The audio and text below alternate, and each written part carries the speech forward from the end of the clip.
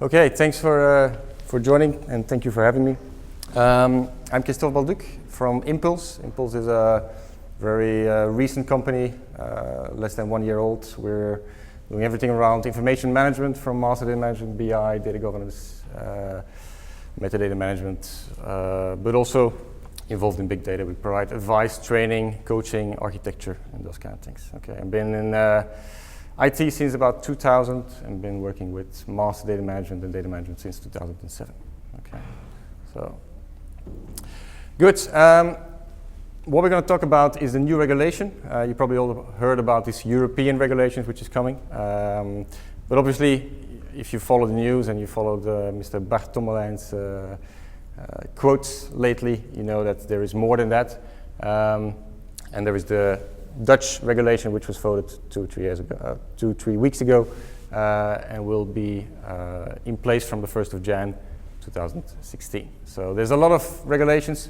We're going to focus on what you need to do to make sure you're compliant with the regulation, the European one. Okay, that also includes these ones. If you're compliant with the regulation that's on European level, you'll be compliant with the other ones as well.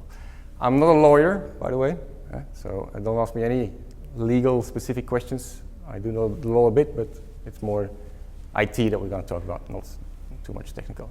Okay, what have we seen? To be compliant with this regulation, there is a huge enabler. Today, data protection officers are usually at the legal office of your company, and they're looking at these rights, and they're looking at these legislations. It needs to come down from the legal office and needs to go into your information management office.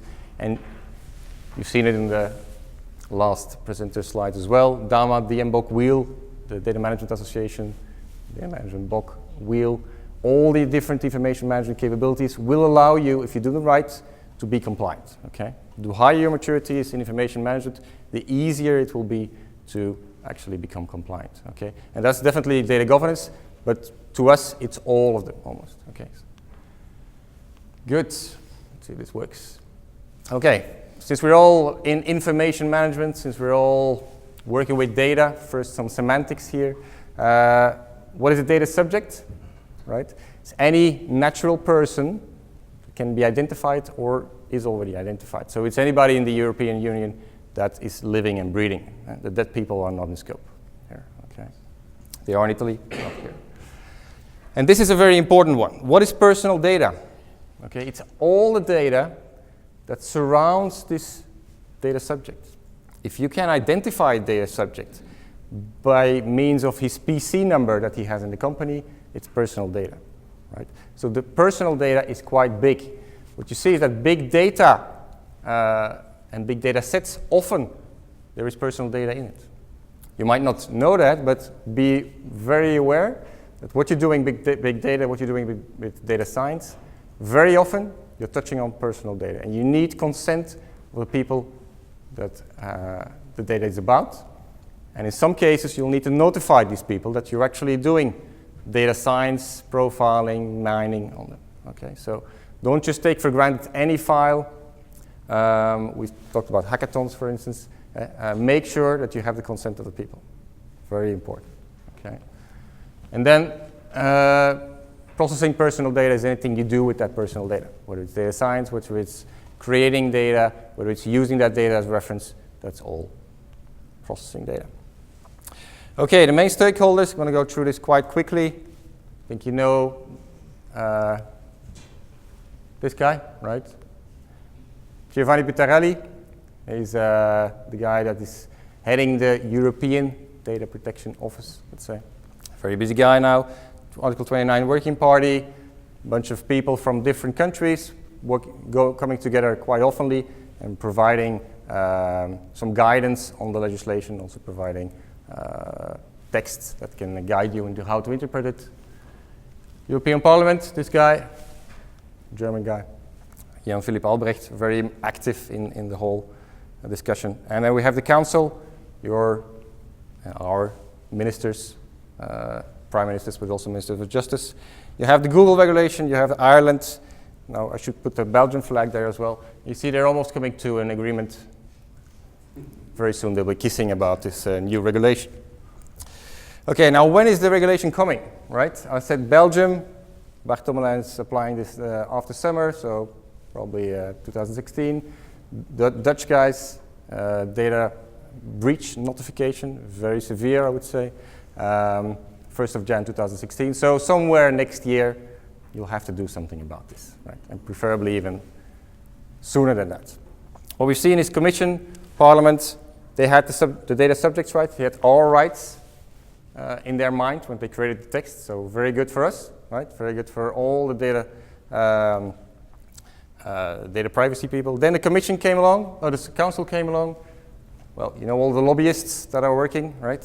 They had nothing to do, so they all focused to the Council.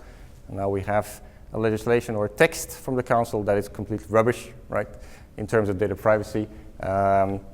Basically, companies can now, if this text gets approved, can share your data with third parties. They don't even have to mention that to you. Okay. What's going to happen? It's not going to be the Commission text or the Parliament text. It's not going to be the Council text. There's going to be this tripartite, which is a trialogue, which will go up and down, and then by the end of the year, we all expect a regulation that's there. Okay. Then you'll have 1 or 2 years to comply. That's not a lot of time. Okay. This is SOX times 10, right? Okay. Very invasive in your company, much more invasive than SOX. Has nothing to do with SOX, but most people remember the burden of SOX. This is even heavier than that. It's about data governance, but about much more than that. And the fines are quite high. We'll see how high they become. But there is also personal liability. Your CEO can get fired, yes, but you can be held personally liable as well, as an employee to a company. Right. Very important to know that. Okay, why do you need to do this? What is the problem with data breaches, and why the hell do we have to care about data breaches, about data privacy? Well, first of all, I'm going to do this. Fines. The current fines in the Commission text was 5% of global turnover, and that's your head company, your HQ. That would be 900 million for Google. Fine. $1 billion for Google. Or 100 million euro, okay, whichever is greatest. The fines for the Dutch regulation and the Belgian regulation are set to 810,000. That's minimal versus this, but your company reputation is there, and that's causing a lot more problems. Cost of a data breach, 200 euros a record, probably up by now. You need to start informing your people. And there's the personal liability, and as I mentioned, there's massive reputation loss. If the 1st of Jan you have a data breach, you have to notify to the Dutch authorities, and you don't handle that data breach very well, you will get into the news, and basically you're going to have reputation loss.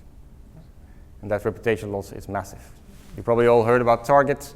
CEO got fired, the whole board got fired, shares went down, and Target is not a small supermarket chain in the US, it's quite big. Okay, so definitely the CEO, but also yourselves. Okay, so unions will be involved as well. Why do you need to do this? Regulatory, very important. There's a massive increase, almost exponentially, in data breaches. Okay, probably all of our data has been breached 1 to multiple times. I don't think anybody's data is not breached these days. There's about 43 breaches per second. Right? So while we're speaking here, it's going to be about a few tens of thousands breaches that are happening all around the world continuously. The concern about citizens is very important, and this is the newest one, hard to differentiate for companies. Everybody's green these days, right? Who doesn't want to be green? You need to differentiate on privacy. Nike is starting to do it. If you saw the Apple conference last week, they're starting to differentiate on privacy as well with their new music streaming stuff. So this is the new green, privacy. Make sure that you can prove to your customers that privacy is something you keep in mind, not only to your customers because of differentiating, but also to yourself to avoid these high fines. Okay, now privacy is not the only thing. As mentioned here, you can see sector legislation. We have Basel, we have solvency, We have e-privacy, cookies. We have a lot of different legislations to take into account. So make sure that you don't just focus on privacy. Look at it in a bigger picture. And actually, what you need to do is if you're already looking at data governance, you're already looking at data quality, at BI, at master data management, make sure you bundle all those activities under one big umbrella. It doesn't make sense to do them separately. Okay. Good. Consent, privacy by design. I'm going to go through these ones a bit quicker, but make sure that data is not just the data that you see on a screen, right? It's formal data, it's informal data, it's papers, it's forms, it's Twitter messages, it's any kind of data that you can have. So don't limit yourself to the data sets that you see, okay? All the forms that you have from your company where personal data is at, if they're breached, if you put them on, in a garbage can on the street, you have a data breach, right? Something that happens quite a lot with the Belgian government. Personal liability, again, privacy by design. I think most of you will probably have heard about privacy by design, making sure that you only use personal data for the use and the consent that you have, making sure you delete it or you get rid of it right after the minute you don't need it anymore or you don't have consent anymore. So making sure that your systems are up to date, making sure that your processes are up to date and your people up to date as well. Right. We're talking to vendors right now, mainly master data vendors, but basically IBM, Oracle, Informatica, Orchestra Networks. We're talking to the big data platform vendors right now. They're all thinking about privacy by design. They're all thinking about data and how do we get privacy by design into our systems, okay? Ask your vendors about privacy by design. They need to flag this. If you're not working according to privacy by design, it's not correct, okay? So they can put in logic to make sure that you are compliant with privacy by design, okay? Very important. Anonymization, we hear that a lot. Oh, privacy by design. Don't worry, I'm anonymizing. I'm fine. That's not really the case, okay? If you can single out persons, you can anonymize as much as you want. It's not going to happen.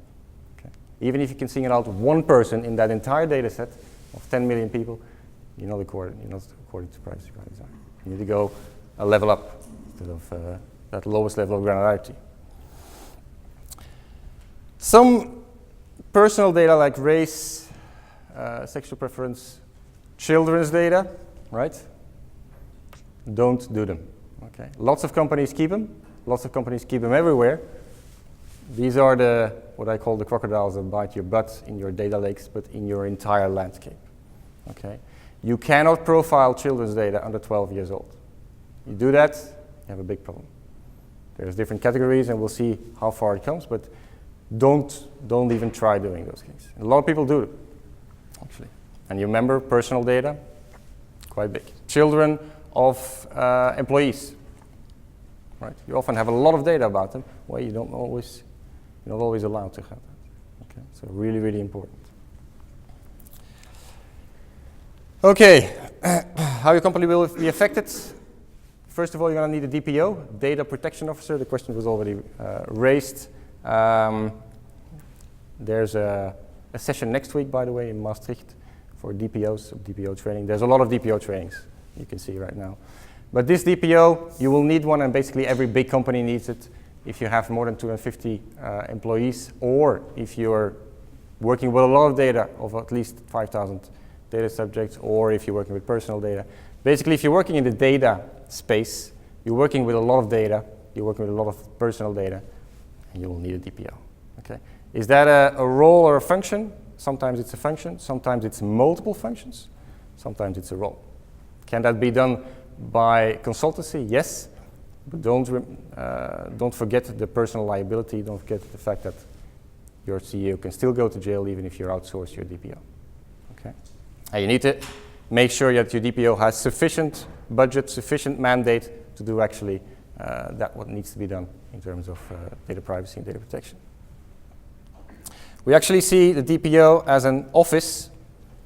Just one person will probably not do it. You need to have an office of your DPO.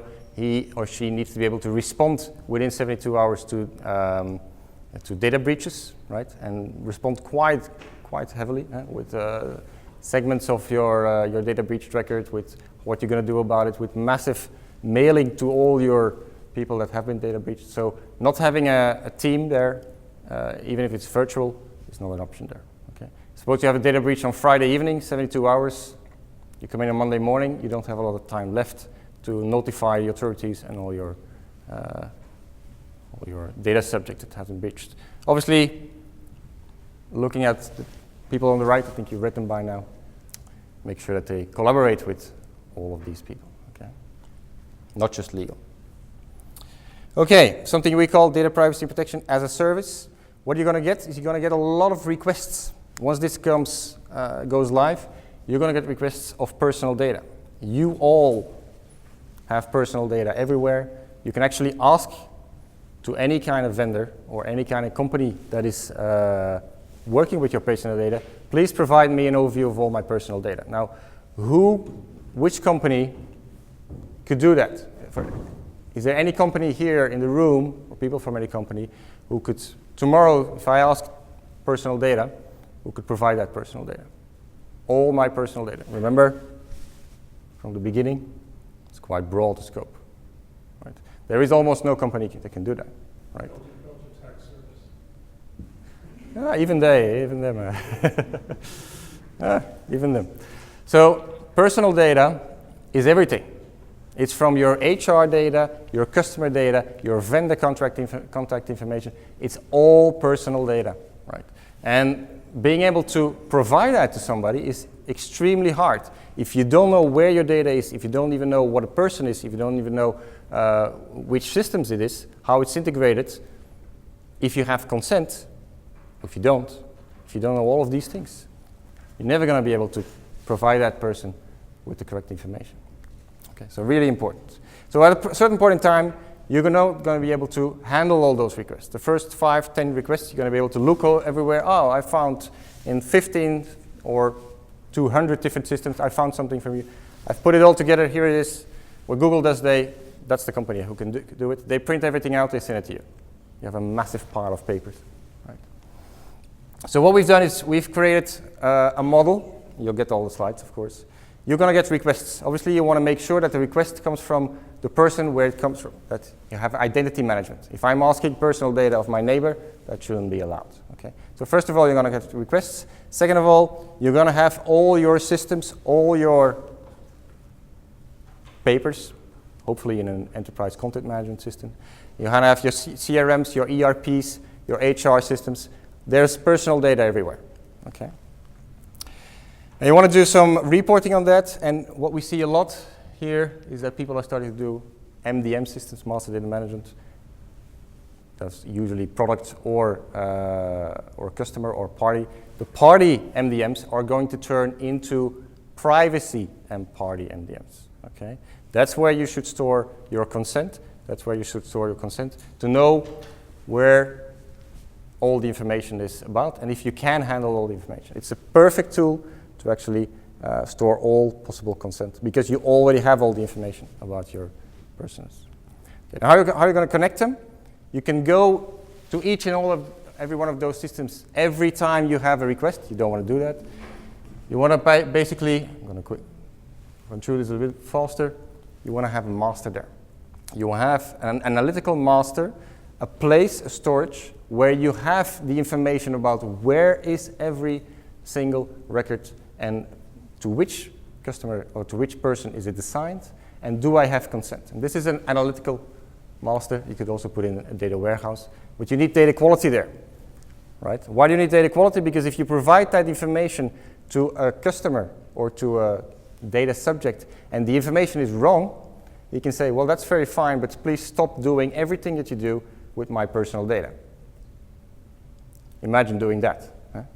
First of all, you need to know where the personal data is. Second of all, if a customer, and a big customer tells you, well, you keep on sending business mails to my personal address, please fix that first, and then you can work with my personal data again. Right? Try doing that in thousands of systems. Okay. So get it right. Make sure the data quality is right. That's why you have metadata management. That's why you have data quality. You have the Calibra tools, of course.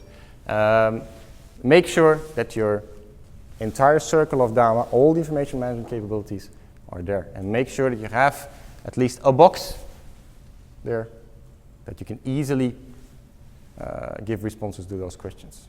Okay. You want to have that personal data of each subject that you know and that you handle available. You can deliver it in one day instead of 1 month. Okay, data warehouse can be done as well, but you have to put in a data quality component. Don't just buy all of this. Obviously, you have to fill the gaps. Okay, I'm not selling any tools. We are actually a company that's vendor neutral. We don't sell licenses. We just provide some advice. Now, what you can do is you can give all that data, and then probably the guy or girl will say, okay, stop. Please delete all my data. Right. Delete, that means hard deletes. It's forgetting. It's encrypting and throwing away the key. You don't necessarily want to do all of that. You want to minimize the deletion as much as possible. But you can do that. You can ask for deletions. Okay. So what you need to do actually, and I've given an example here, is you have different types of data. You need to know your segments of data. You probably have maybe some HR data. This person has worked with your company in the past. He is a customer of your company because you have a web shop, and he is now working as a contact person of a vendor because you went to a vendor of this company, for instance. You need to split it up, and then you can argue saying, okay, for HR, we can delete your data because there's another legislation, right? And you still have some I don't know, personal harassment scandal that you were in when you were working here. We still need to have your data, but we will only use it for HR purposes. But we could delete your customer data, and we could delete your vendor data, okay, vendor contact information data. So make sure that you deliver it according to a specific classification. Really important. BI, information models. You need to be able to trace everything. You need to be able to modify. You need to be able to make sure that whatever you do, right, in terms of BI, is under control. Well, that means things like hard deletes, flexible structure changes, extraction, controlled updates, source traceability, where does it go, consent, do I have consent to do this BI, activity, whether it's data mining, whether it's advanced analytics, you need to make sure you have all that. Data Vault is a perfect model for that. Okay? So if you're considering any of the models there, this is actually fulfilling most of these requirements that you need in terms of compliance. Okay, data quality, as I mentioned, no good data quality, no processing of data. Try to stop processing certain data in your company. Imagine how many departments you will have to go through, how many systems you will have to go to stop processing one record, right? If they already know where it is actually. So basically, we had the Martini one. No Martini, no party, no data quality, no party, right? Data quality can ruin your business.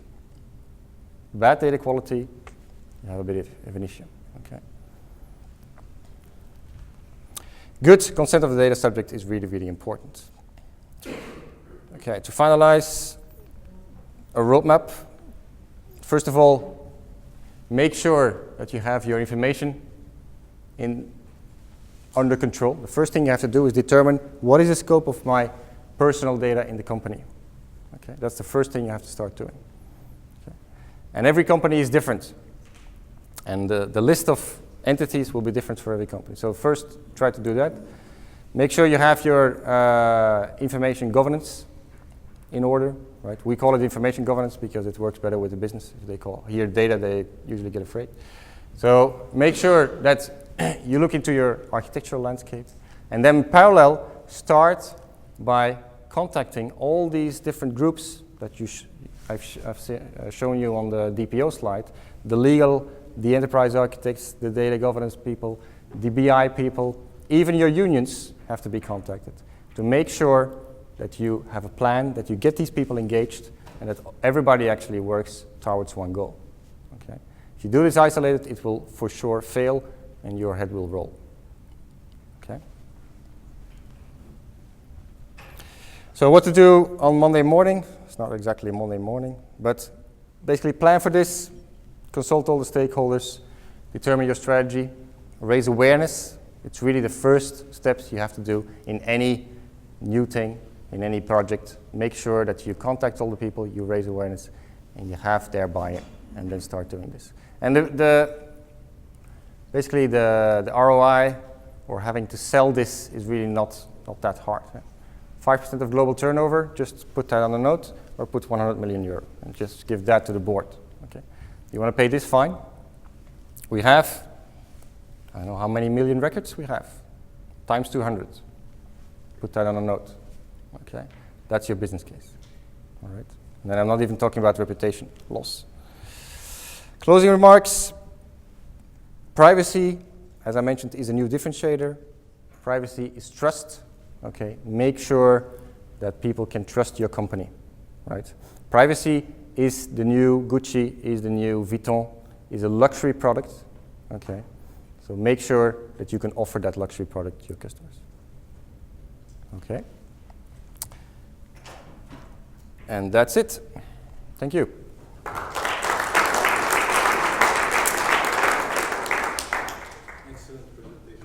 Are there any questions?